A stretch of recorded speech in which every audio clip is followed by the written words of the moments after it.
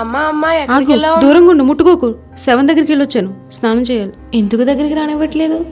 స్నానం చేయాలంటున్నావేంటి?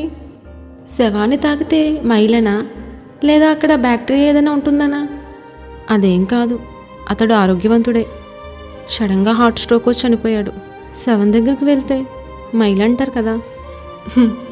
ఏసయ్య పాడిని ముట్టుకుంటే చనిపోయిన కుమారుడు లేవలేదా? రక్తస్రావశ్రీ ఆయన ముట్టినప్పుడు స్వస్థత పొందలేదా? మరి ఆయనకి లేని మైలు నీకెక్కడి నుండి వచ్చింది? చనిపోయిన వ్యక్తిని తాకితే అది మైలు కాదు, అపవిత్రము కాదు. హృదయంలోంచి వచ్చే చెడు ఆలోచనలే మనిషిని అపవిత్రపరుస్తున్నాయని ఏసయ్య చెప్పారు కదా. నీలోనికి వెళ్ళేది నిన్ను అపవిత్రపరచదు, మైలుపరచదు. శరీర శుద్ధి కొరకే వీటన్నిటిని ఏర్పాటు చేశారు కానీ హృదయ శుద్ధి లేకపోతే నరకానికే పోతాం.